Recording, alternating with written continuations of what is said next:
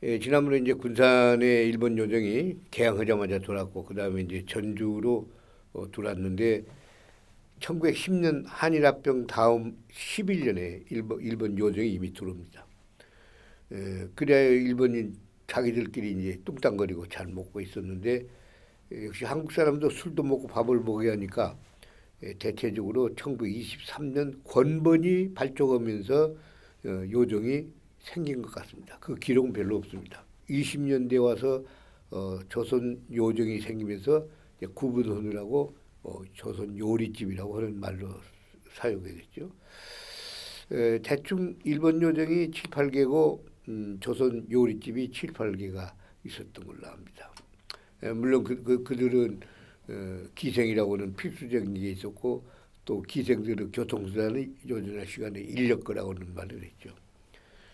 자, 근데 1941년에 2차 대전이 발발하면서 일본은 총력 소위 체제라고 그래가지고 자, 식량 모든 것을 배급을 하게 되고 또 물자도 모자라게 되니까 자연히 통제를 하게 되고 1941년 이후에는 요리집을 없애고 요정도 없어졌습니다. 그러다 보니까 기생도 없어지고 매우 어두운 세상이 되어버렸죠.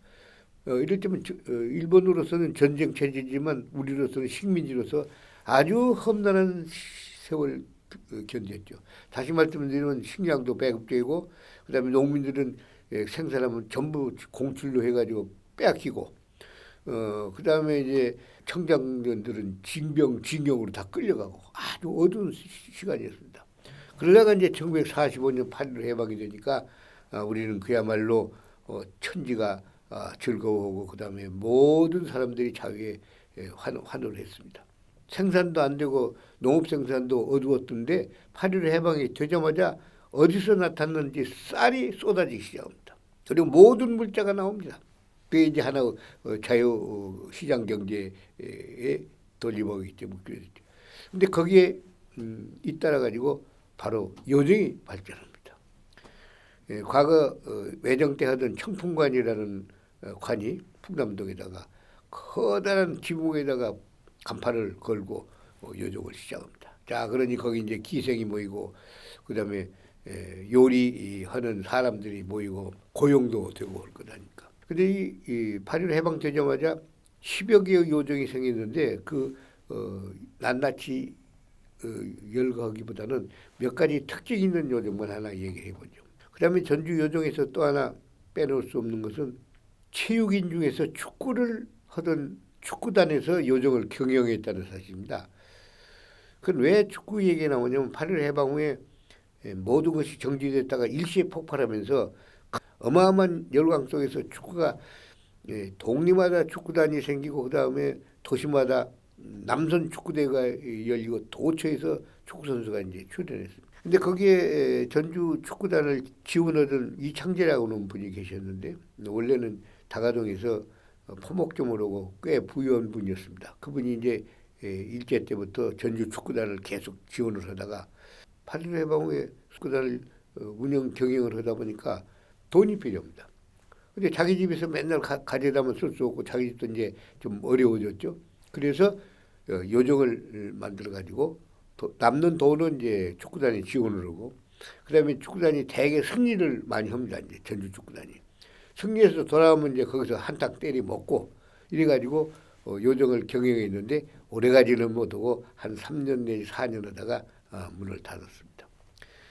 행원의 허산호기가 운영하던 운심각이 한 4, 5년 경영을 했던 사실입니다. 이것이 8.15 해방과 더불어서 전주에 있었던 요정들이고 그리고 이어서 1950년 이른바 6.25 전쟁이 터졌습니다. 모든 건 또 암흑으로 돌아가고 모든 것은 죽느냐 사느냐 기로에 서 있는 그런 험악한 사회가 되어버렸습니다. 그러다가 1950년 9월 28일 수복이 되니까 자유로운 세상이 되자마자 바로 요정이 다시 또 나타납니다. 51년 2년 그 전쟁을 하고 있는 속에서 요정이 20여 개가 나타났다고 기록이 나옵니다. 그래서 한 집 건너 요정이고 한 집 건너 술집이고 그리고 때려 먹고 마시고 난립니다. 일반 사람들은 생활이 매우 어렵습니다.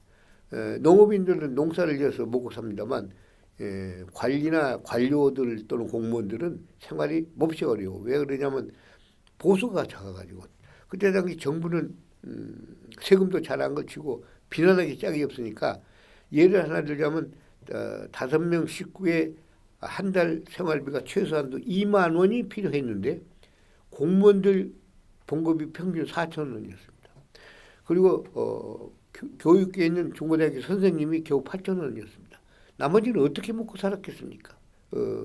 자기 집이 농사를 짓고 부모 지원을 받는 사람은 그런 대로 보태서 먹고 살았습니다만 그러지 못한 사람들은요 부패 속에 빠질 수밖에 없습니다. 그래서 이제 밑에서부터 저 위에까지 부패하기 시작합니다. 더더구나 그 부패한 중에서 이제 군대가 부패를 해가지고 소위 군인들도 정부에서 제대로 지원이 안 나옵니다. 부대에 있는 중견 이상의 간부들이 초중군사반, 고등군사반에서 여기저기 훈련과 재교육을 받으러 가야 하는데 출장비라는 게 쥐꼬리만큼 나오니까 먹고 살 길이 없습니다. 그래서 후생사업이라는 군대의 독특한 상업행위가 나왔습니다. 후생사업이 여러 가지가 있습니다. 가령 밭에다가 여러 가지 농작물을 장병들이 만들어가지고 자기들도 부식으로 먹고 파는 그런 것도 있습니다. 그러나 그것은 순진한 방법이고 첫째 그들이 가지고 있는 군대용 트럭을 일본에게 대여해 주는 겁니다.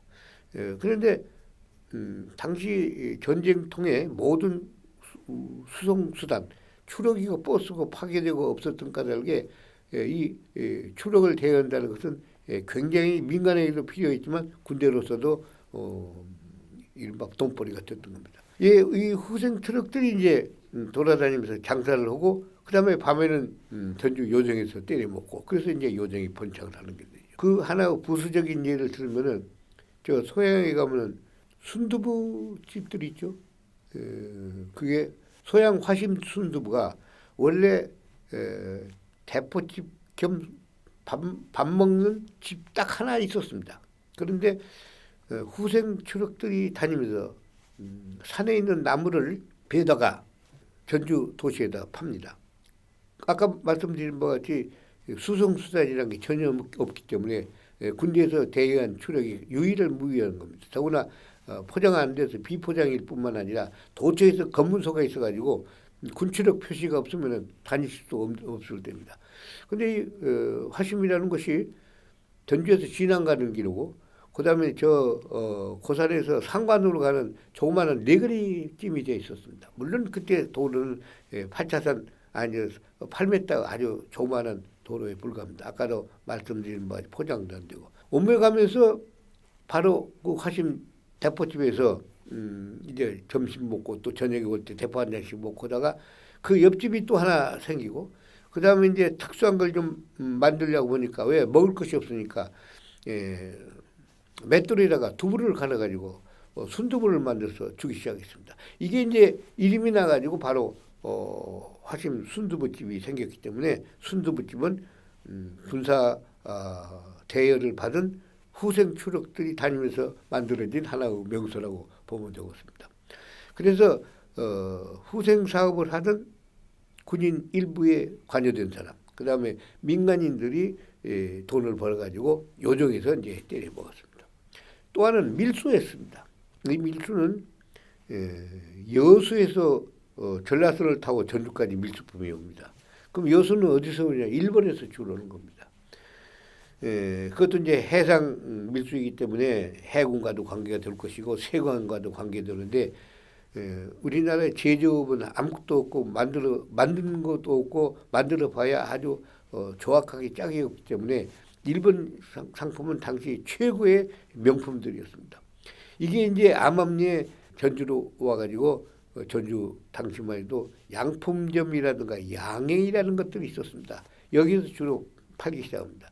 자, 그런데 여기에는 단속은 경찰관이 걸려있고 세관이 걸려있고 그다음에 언론이 걸려있고 또 관리가 걸려가지고 밀수라고 하는 것이 폭리를 하면서도 역시 배분배식으로 여러 사람이 나눠가지고 그리고 밤에는 요정으로 가서 아주 고급스럽게 먹기 시작했습니다. 그래서 당시 20여 개의 요정이 운영되는 것이 바로 후생 사업과 밀수였던 것입니다. 바로 1961년 5.16 군사 정변이 일어납니다. 구악 일소, 부패 척결, 그리고 사회정의 실현 이래가지고 모든 것을 이제 단속하다 보니까 그다음에 요정 다 없어지기 시작했죠. 그래서 정통적으로 있었던 몇 개의 7, 8개의 요정만 남기고 나머지 한 30개 있었던 요정은 모조리 문을 닫고 그 자취를 감추고 말았습니다. 자, 근데 그 중에서 우리가 특수하게 요정 문화 하나를 이제 얘기하고 넘어갑니다. 그 중에 선두주자가 바로 전동에 있는 행원입니다. 지금은 행원 카페라고 해서 주로 국악 공연을 오후에 하고 있습니다만, 이 행원은 허산욱이라는 사람이 1951년 개업을 했습니다. 이 허산욱은 전주 건번 출신으로 최후의 전주의 기생이었습니다. 물론 그 사람은 그 행원 요정을 하기 직전에 아까 운심각이라는 말을 했는데, 이 운심각에서 요정을 하다가 전쟁이 나니까 이제 폐쇄하고 전쟁 끝나고 51년에 행원이라는 것을 열었습니다. 근데 그 행원 요정 자리가 원래 1923년 곤번이 생기고 최초의 요정이 있었는데, 식도원이라고. 이 식도원이 있던 자리가 바로 그 자리고, 그 후에 8.15 해방 후에는 낙원이라는 요정을 다시 개업했고, 그것이 이제 전쟁으로 이제 문을 닫고 허사루기가 거기다가 행원을 만든 것이 오늘날의 그 장소라고 보여집니다. 허사루기는 원래 이제 건번에서 한국화를 익혔습니다. 사실 건번은 요즘말로 하자면 종합 기획사였기 때문에 기생 운영도 합니다만 교육기관이었죠. 그래서 건번에서는 주로 춤과 노래와 서예와 법도와 기학을 전부 다 3년간 배웠던 것입니다. 그래서 허산욱이도 거기서 일단 한국화에 대한 수련을 마치고 그다음에 이제 8.15 해방 후에 운심각을 경영을 하면서 동방미술연구소라는 게 생겼습니다. 이것은 박병수라고는 임실 거부의 아들이 일본 와세다 대학을 다니면서 일본에서 배운 미술로서 선전에 입선한 아주 훌륭한 작가였습니다. 이 사람이 이제 돈 여유도 있고 그다음에 자기가 미술을 했기 때문에 오늘날 전주 우체국 골목 저 안에 동방미술연구소를 열었습니다. 여기에 이제 미술을 배우고자 하는 사람이 이제 수십 명이 모였고, 거기 이제 선생들은 주로 최초의 서양화를 했던 당시의 분들, 뭐 김영창이라든가 그다음에 한국화는 이제 곤번에서 가르치던 사람들도 이제 거기서 한국화를 가르치고, 그다음에 이제 조각도 있고, 그래서 나중에 우리나라의 중견 미술가가 된 이의주, 천칠봉, 배영식 이 사람들이 전부 그 동방미술연구소 출신이고, 바로 허산욱이도 동방미술연구소에서 수업을 받고 자기 기량을 키웠습니다. 그럼에도 불구하고 그걸 열었던 박병수라는 사람은 사회주의자였습니다. 그러다가 8.15 해방이 되니까 남노당에 가입을 한 다음에 그들의 유도와 지령에 의해서 북한으로 월북을 해버렸습니다. 사실 한국전쟁 전에 남노당에 대한 소위 그때는 이제 빨갱이라는 말 썼죠. 좌익 척결이라는 건 대단히 무서웠습니다. 여지없이 중벌을 처할 때 박병수가 남노당으로 월북을 해버리니까 거기 남아있던 사람들이 뿔뿔이 헤어질 뿐만 아니라 모조리 조사를 받고 또 박병수 이하의 가지고 있던 작품도 전부 다 불태우고 없어졌습니다. 어쨌든 그 속에서 허산욱이가 서양화 그 다음에 이제 한국화를 다시 배워가지고 그 다음에 이제 허산욱이라는 사람은 광주 의제 허백년 씨한테 배우고 그 다음에 서해는 교동의 그 유명한 강암 선생한테 서예를 배우고 기초는 의제한테 다시 배워가지고 당시 국전에 출품을 한 까닭에 국전 특선 한 번을 하고 총 15회의 입선에다가 그 후에 현대 작가 초대전에 5, 6회의 초대를 받았고 그다음에 개인 전람회도 7번을 해가지고 완전 무결한 우리나라의 한국가로서는 거목으로 성장을 한 것이 바로 허산욱이었습니다. 이건 이제 허산욱이 개인에 대한 하나의 예술 세계이고 그가 이제 요정을 하면서 우리가 흔히 말하는 요정의 문화가 나타납니다. 첫째, 당시 많은 고급 관료가 그리고 고급 장성들이 전주에 몰려들 수밖에 없었습니다. 왜냐하면 남원이 지리산 옆에 있었고 지리산에 있는 공비 토벌을 하기 위해서 11사단이 남원에 주둔하고 있었고 그 다음에 이제 서남지구 전투경찰사령부라고 그래가지고 경찰 전투연대가 거기에 있었습니다. 그런 까닭에 한때 남원을 군도라는 말을 썼습니다. 그래서 경찰 그 다음에 군인 할 것 없이 많은 사람이 몇만 명씩 모여 있었습니다. 근데 교통은 불편하고 그렇기 때문에 서울에서 내려오면 일단 전주까지 기차로 내려와가지고 1박을 하고 또 남원에 가고 남원에서 올라오면 또 전주에서 자야 하기 때문에 전주가 일종의 고급 관료나 군 간부들이 자고 머물러 가는 것이고 그곳에서 바로 허산욱이가 경영하던 행원은 중요한 사교장이 되었습니다. 그래서 이제 허산욱이는 거기서 기량을 발휘합니다. 첫째, 음식 기량입니다. 왜냐하면 요정 음식은 이건 안주상입니다. 이 안주상이라는 것은 그전에 말씀드린 바가 있습니다만 감사들이 먹었던 객사 뒤에 있는 연회장에서 있었던 전통과 그리고 음식 솜씨가 내려왔고 허산욱 자신이 본본에서 배웠고 그리고 요정이라고 하는 것을 알기 때문에 허산욱 특유한 솜씨가 발휘될 뿐만 아니라 바로 그 자리에는 춤과 노래와 가야금이 있었습니다. 더구나 허산욱은 마지막 당시 기생이었기 때문에 주변에 많은 여러 명의 기생 출신과 그 다음에 국악을 하는 사람들이 있었던 것에 까닭에 국악을 하는 사람들이 이른바 노래하고 춤추고 하는 연회장입니다. 그러니까 군인과 경찰이 모이고 고급 관리가 모이는 사교장에다가 거기에는 술과 여자와 미인과 연회 그리고 여흥이라는 게 있습니다. 하나 무대입니다. 그래서 행운에다가 여흥이를 무대를 하나 지금도 남아 있습니다. 그 여흥을 이제 거기서 부리고 얘기춤이라는 게 또 따로 있었습니다. 춤 중에서. 그것은 소위 권주가와 권어는 술이 있는데 그걸 얘기춤이라고 그러거든요. 김광숙이라는 사람이 현재 바로 얘기춤의 도지정문화재입니다. 그게 이제 행원에서 주어지던 그런 요정에서 주어지던 것들입니다. 고급 음식, 안주라고는 안주상이라는 술상이 있는 고급 음식, 그 다음에 춤과 노래와 그리고 기악이 있습니다. 이것이 이제 소위 고급 사교장의 하나의 문화예요. 그리고 바로 허산욱이라는 사람은 목소리가 좋지 않아 가지고 창을 못했습니다. 소질도 없고 목이 안 좋아서. 그 대신에 이제 그림을 그리고 그리고 서화를 했을 뿐만 아니라 가야금은 아주 대가입니다. 그리고 살풀이 춤이 아주 명인입니다. 그래야 행원은 전주로 오면은 고급 관료들이 또는 명사들이 반드시 들리는 곳이고 그리고 전주에서 왔다고 그러면 서울에 가면은 행원이 있지 하고 행원에 가봤느냐고 이런 말을 물을 정도로 행원은 전국적으로 유명한 하나의 명소가 되었던 것입니다. 허산욱은 본인이 선심을 쓰는 아주 자성가였습니다. 그래서 당시 어려운 첫째 국악인들이 있었습니다.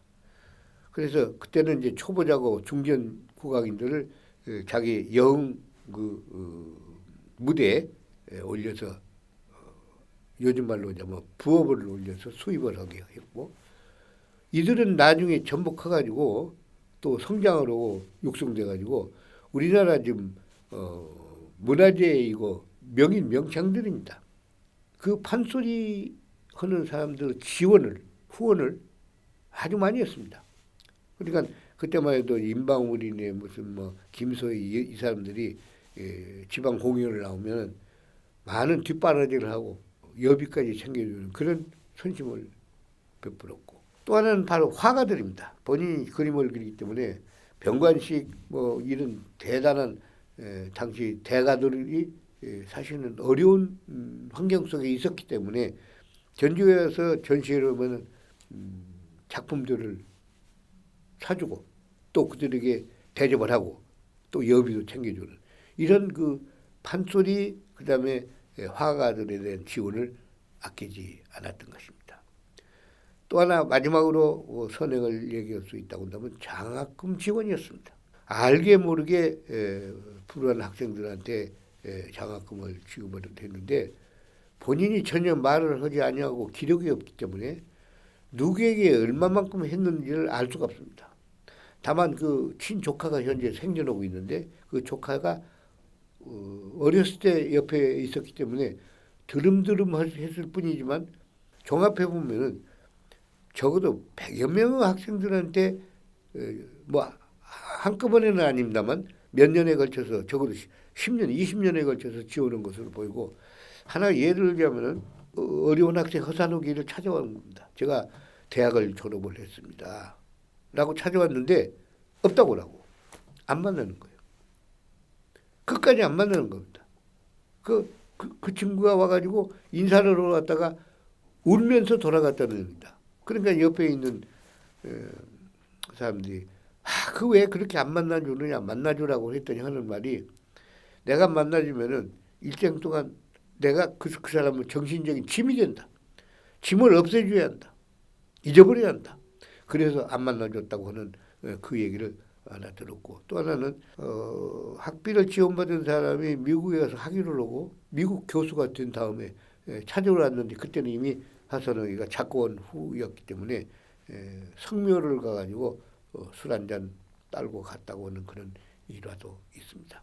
그래야 허선호기는 본인 자신이 예술인이고 예능이 있을 뿐만 아니라 상당히 많은 사회적 지원과 기여를 했던 하나의 허선호 특유의 행운 문화였습니다.